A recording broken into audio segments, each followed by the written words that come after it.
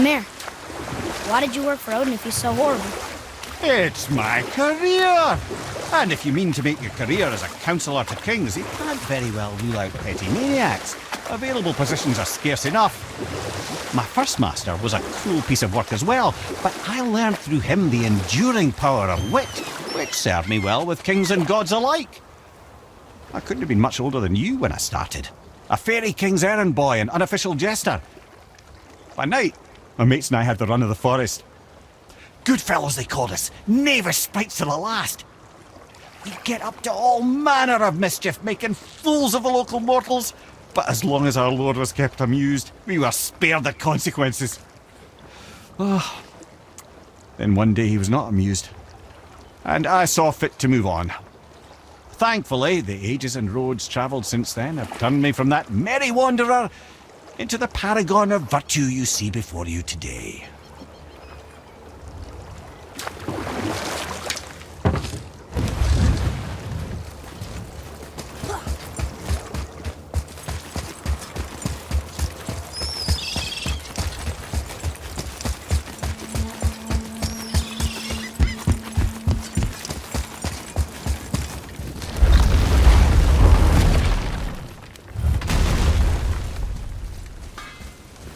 You boys look right beaming.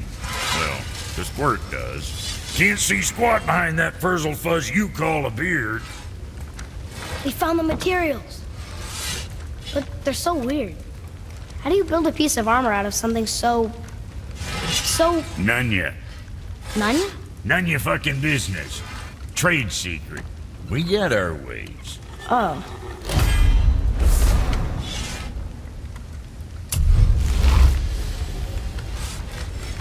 Better not be fighting with your brother again.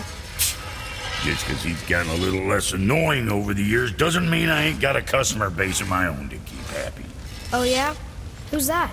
Well, you came back here, didn't you? Fair point.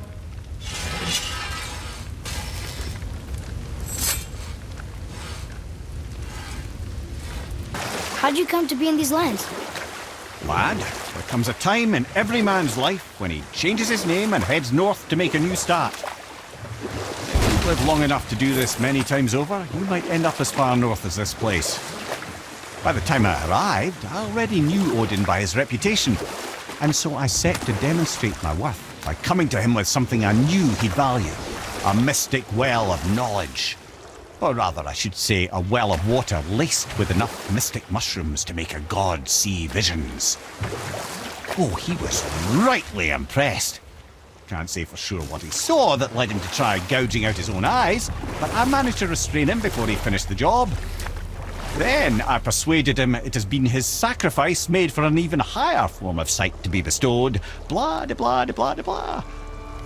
I used to think he never caught on. But the day he took my eye, I realized he had never been fooled. He knew I'd outwitted him, called the lesson wisdom, and hired me to make sure from then on I was on his side. And for a long, long time I truly was. Doesn't mean he didn't hold a grudge.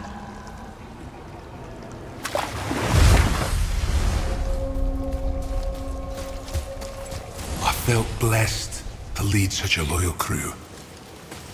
We've become a family over the years.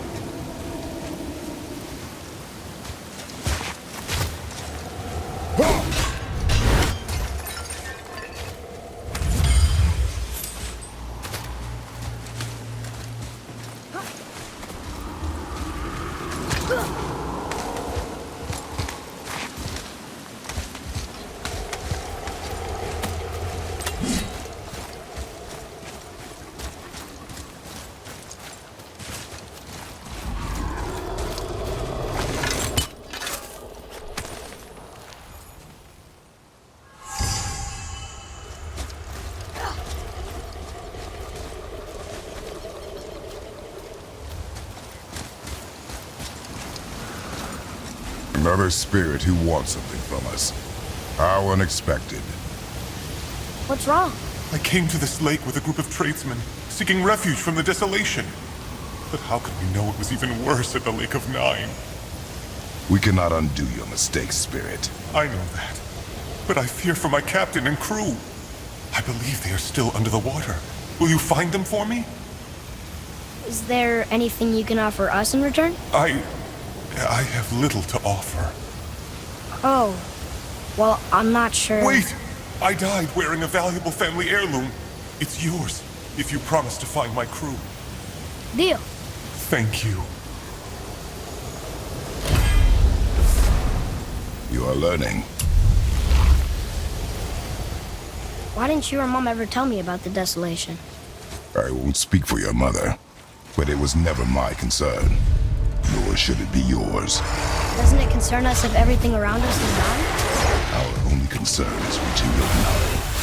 Really? Then why are we exploring all these islands? The resources we find improve our equipment. If we stray from the path, it is only to prepare ourselves for the journey ahead. I can live with that if it means we keep exploring. And helping others.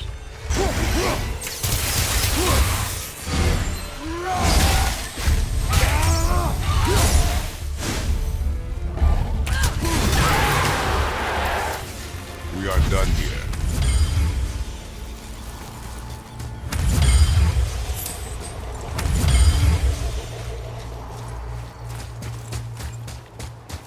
Atreus, to me.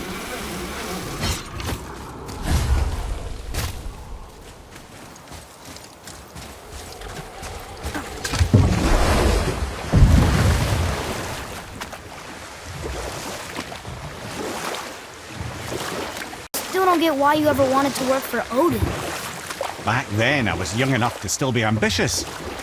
The Aesir gods were as powerful a force as I'd come across, but they clearly lacked for strategy, focus, and sage counsel. All this could I faithfully provide. And so, a stranger from a far-off island found himself with Odin's ear, trusted as he trusted no one but himself. And with that kind of power, laddie, I must confess, there are perks. Yeah, but he's Odin. I never claimed to be perfect, laddie, only clever. And often too clever by half. So what'd you do to get Odin so mad at you? Well, for a long time my job was to enable Odin, and I was fucking excellent at it. Gradually, as I grew more to care about people and the world, my job became to contain him, to protect him from himself. By serving peace, I served his interests as well, that's the truth. But he saw it as disloyalty. No longer trusting my motives, but not wishing to part with my brain or tongue, he bound me to a tree and adopted a new pastime of casual torture. Well, I'm glad we came along to cut off your head. Aye, lad. Lucky break that was.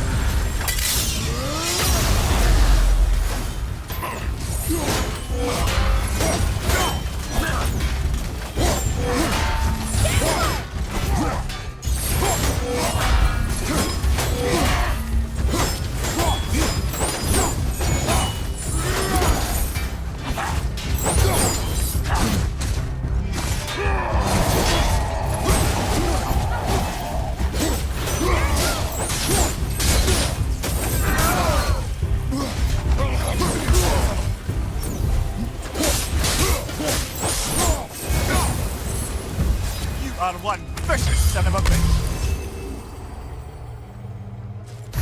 Another name. Gunnar. It's as if they've been made into a memorial to the Valkyries.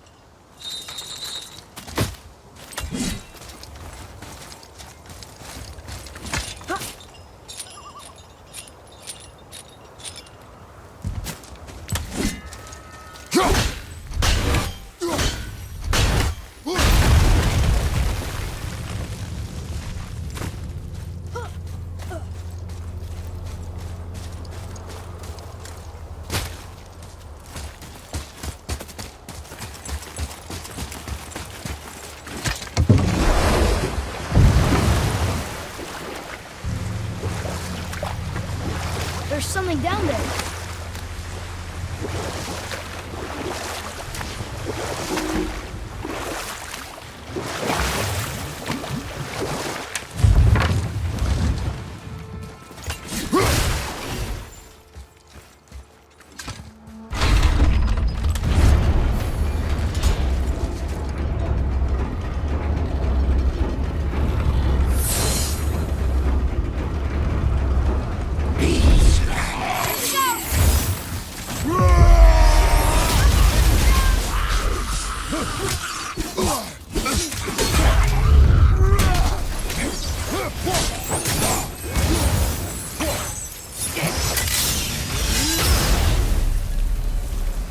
Phew.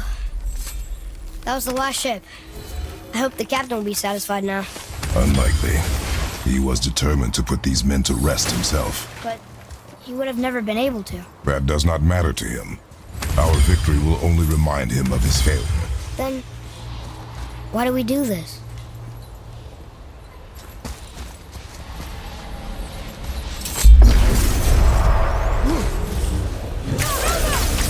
Sorry, kid!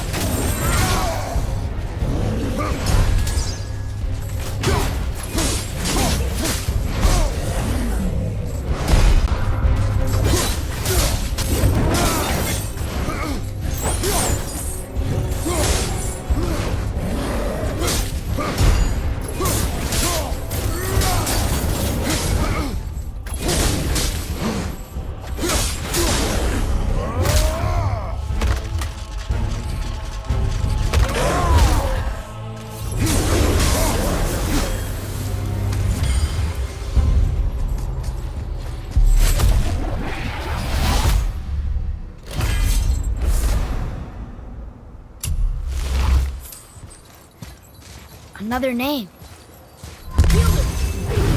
Someone who loved the Valkyries enough to do this? I wonder. Perhaps the Queen?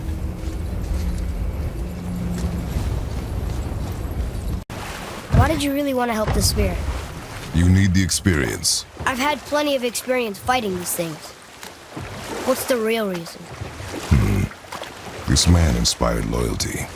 He took responsibility for his mistakes, and he was determined to fix them. These are good lessons for you. Oh, Yes. Oh.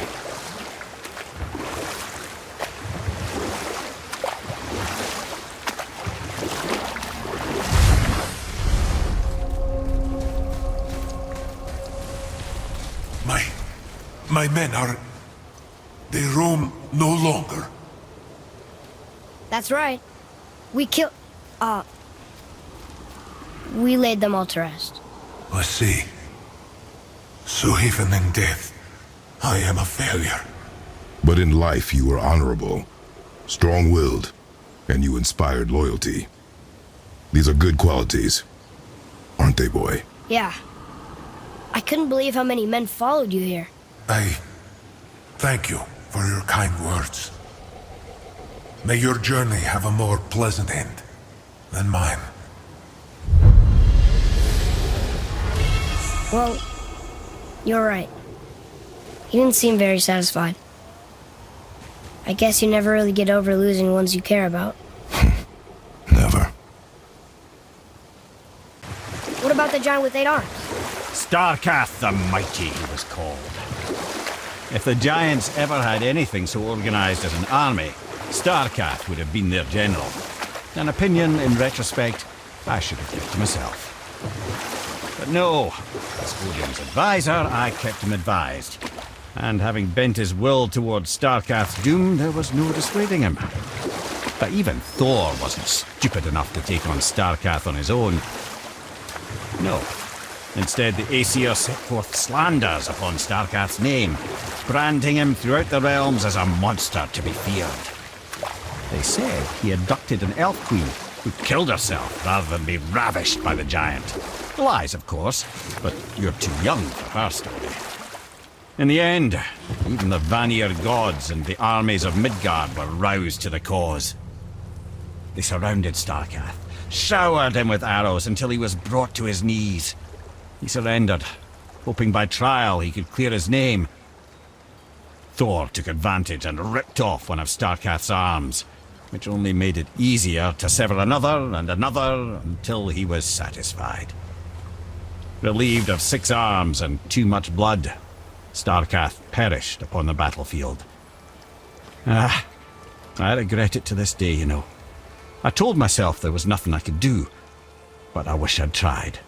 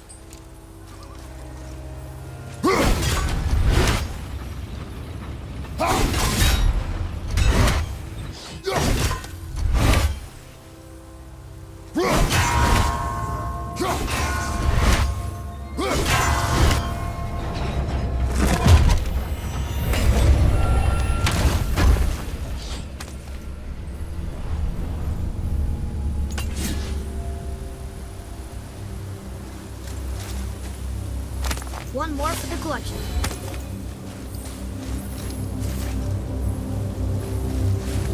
Boy, over here. Another map. Great.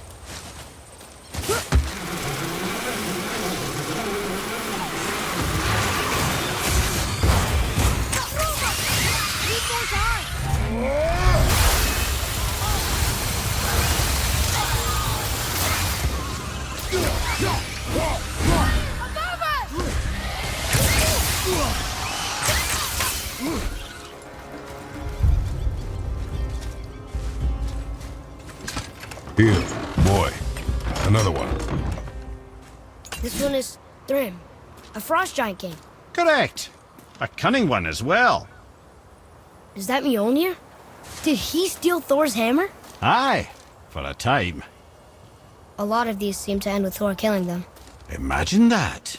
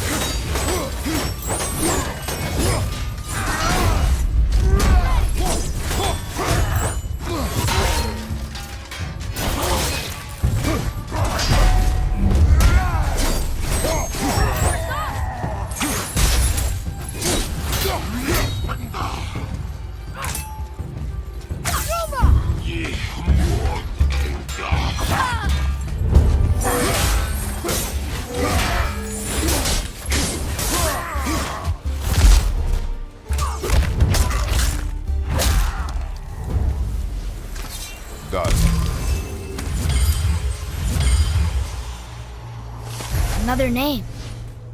Kara! Why the arcane runes? Perhaps we're meant to find something in Muspelheim and Niflheim.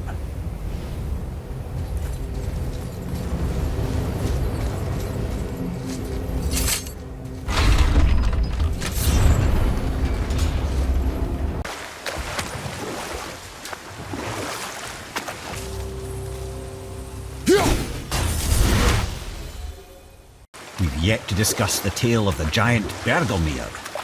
Oh yeah, I remember his shrine. It looked happier than the other ones. Mostly. It begins in an ocean of blood. Finally, a story worth hearing. If you remember, Ymir, the first giant, was fatally stabbed by Odin. It's in his blood our story starts.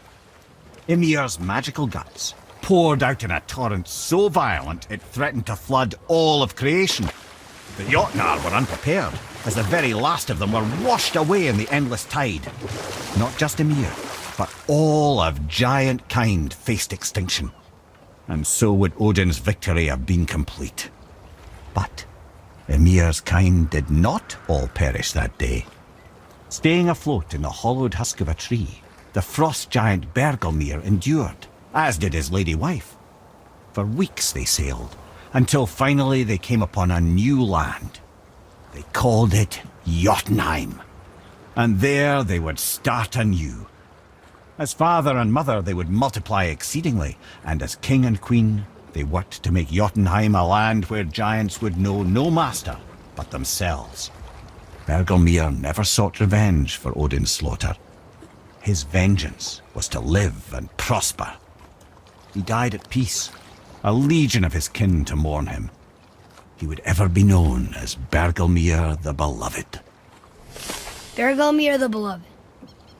Huh. I've never heard a story end that way. Not a true one, anyway. Few do, laddie.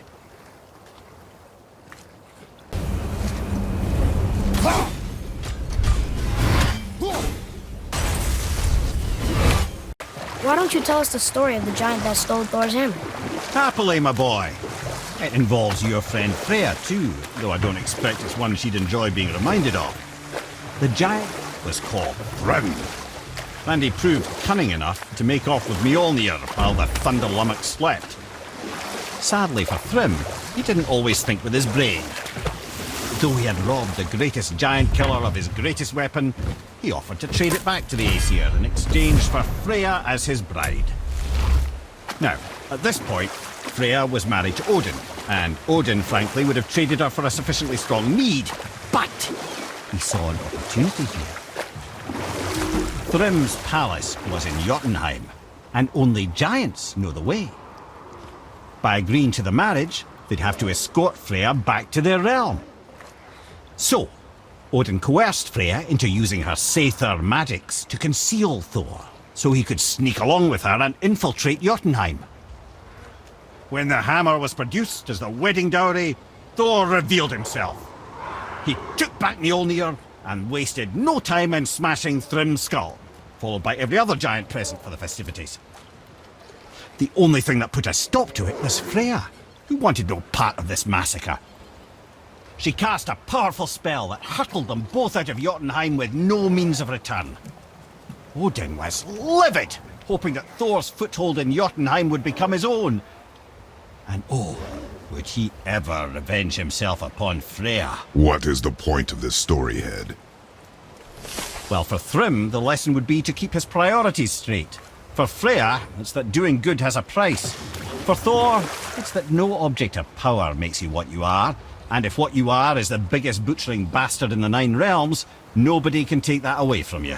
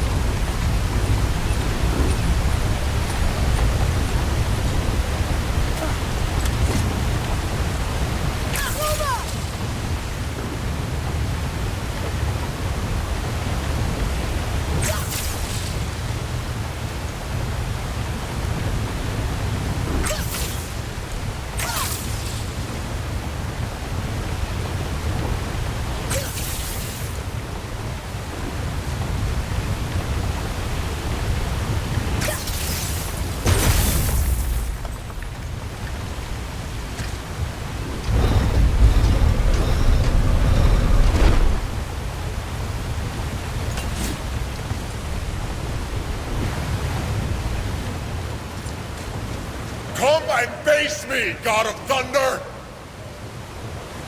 Your challenges mean nothing to the gods, Spirit.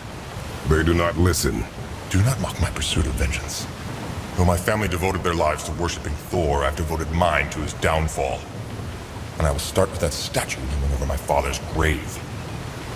Unlikely. You are dead. Is there something we can do? For a reward, of course. If you bring down the statue, you have my blessing to loot my father's grave. He rests on an island to the east.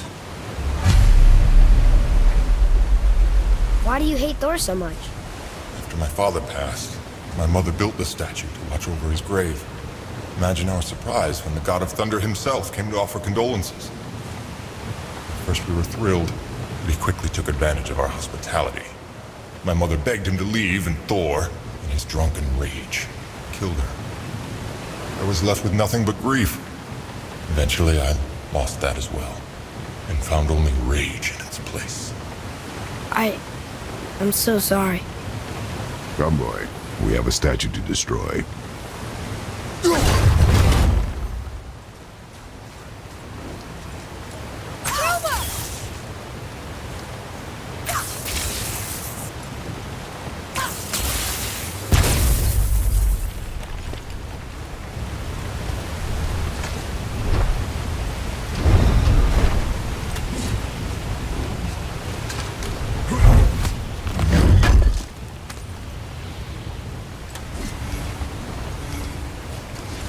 My father's grave lies on an island to the east. Do not mistake my mother's statue.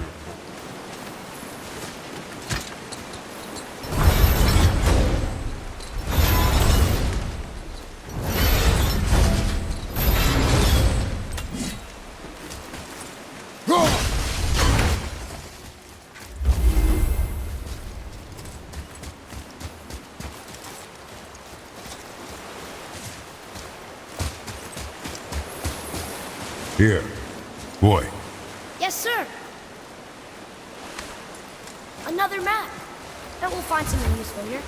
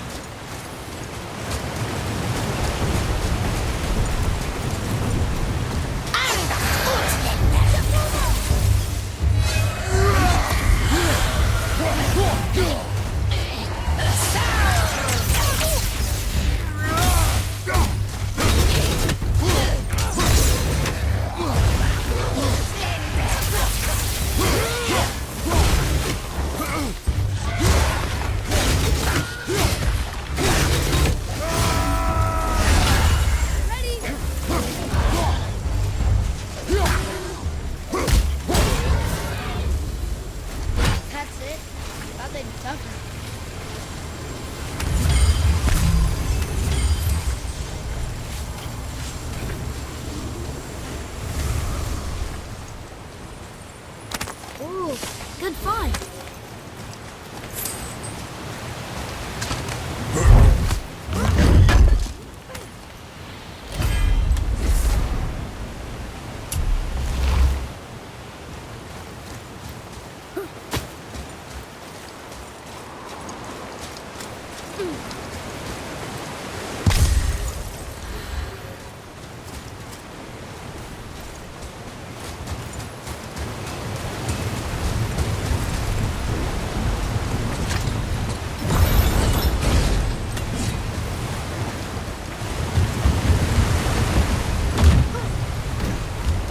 Rest while my mother's murderer stands above my father's grave.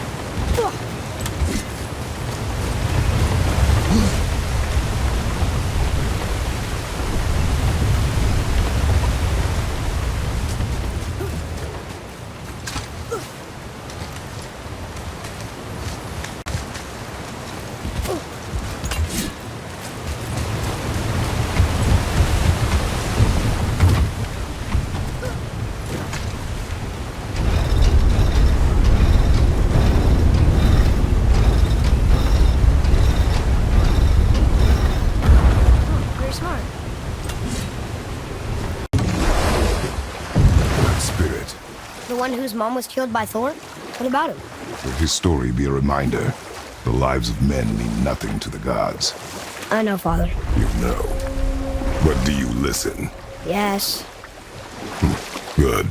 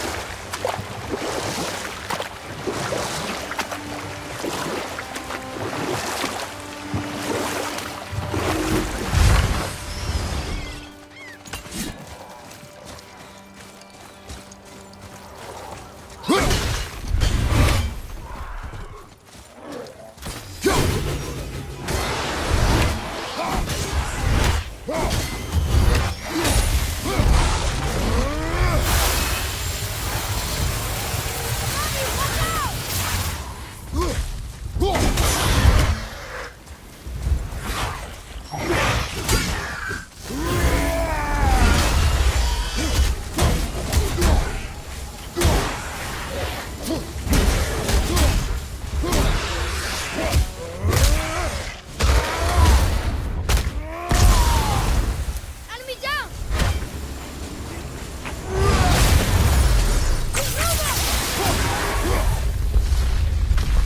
Ready, Father!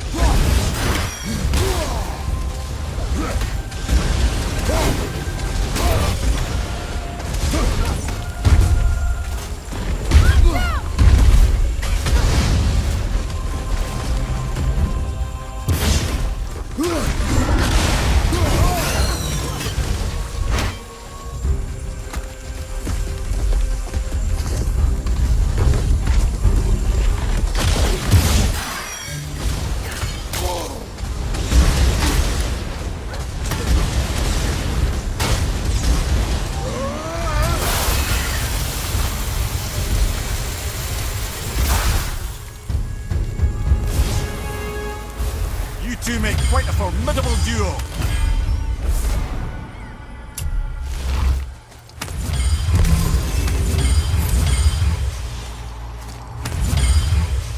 Run the duster! It again? You're lucky I'm great.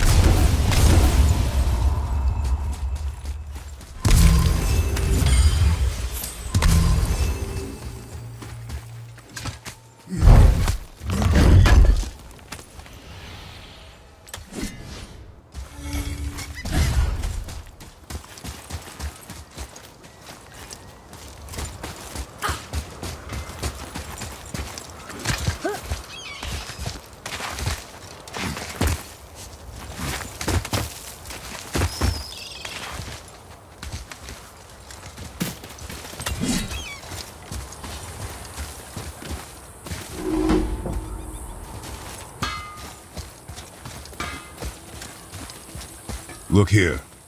Sir. Veðurgar.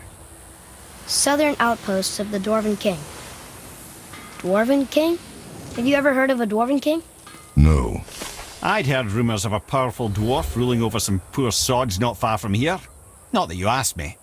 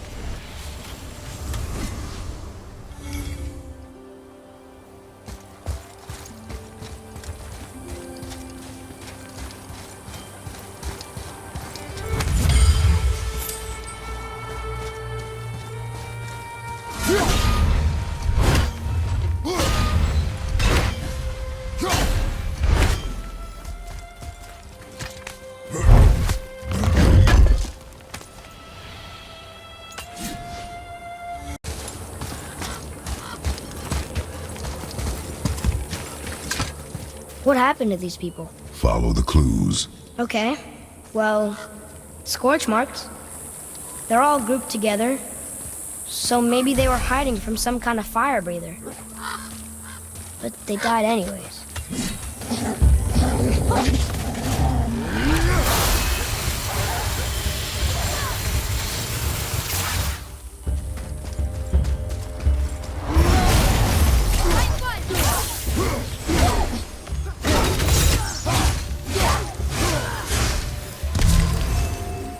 It is over.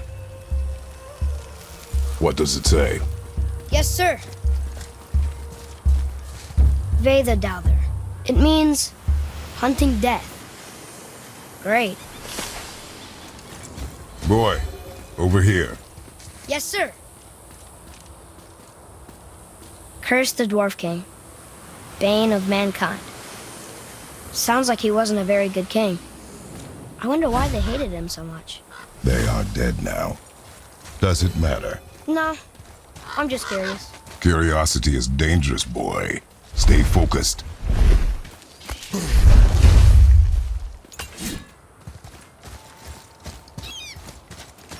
Wow.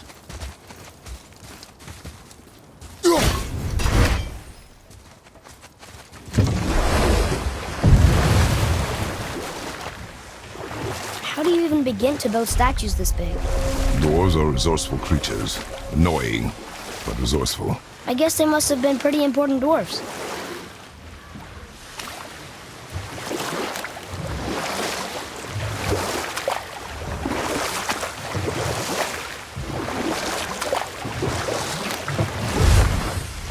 Whoa, here it is.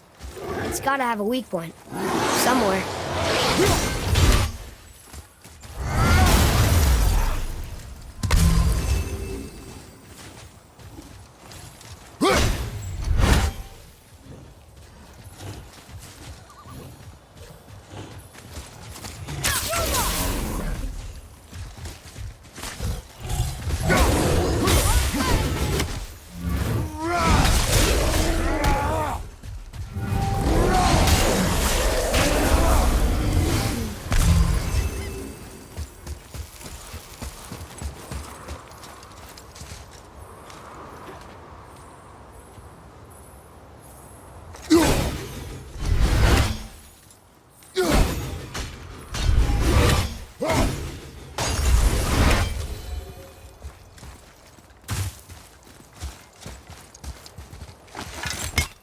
His father's grave. Find anything good? Perhaps. Father, we're going to bring down that statue, right? There he goes. How's he planning on doing this himself? He's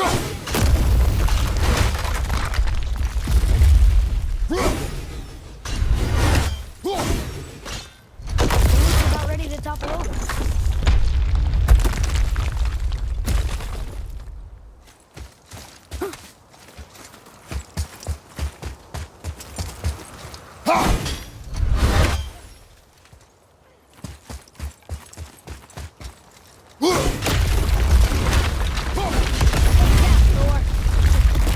He wasn't so tough. Gods do not fall this easily, boy. I know. I was just joking. Nor are they a joking matter. Sorry.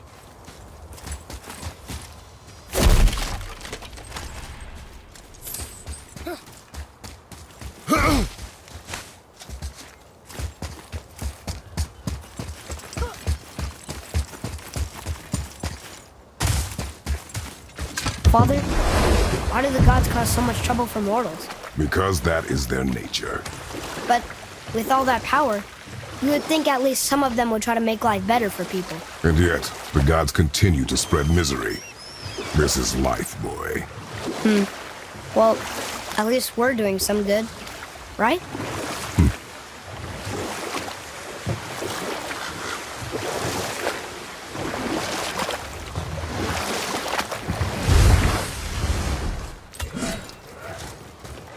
That sounds like a dragon.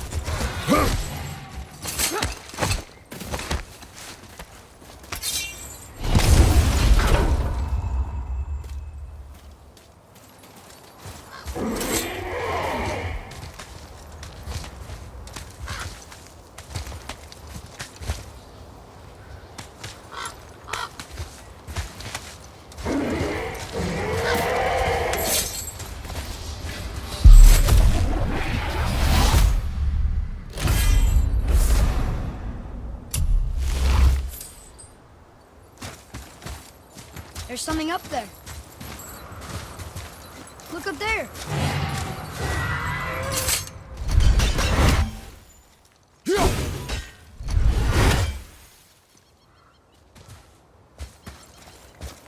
What's that up there?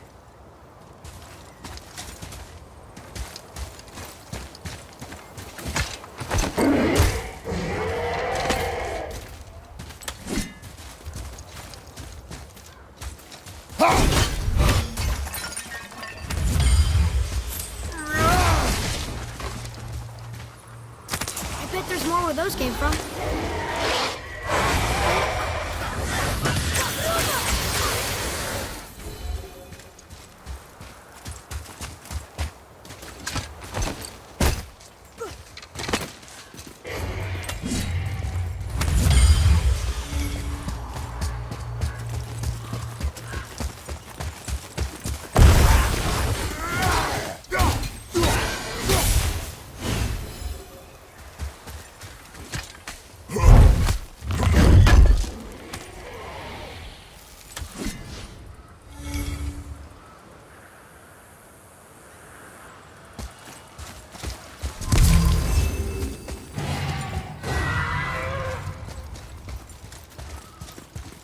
Boy, Sir.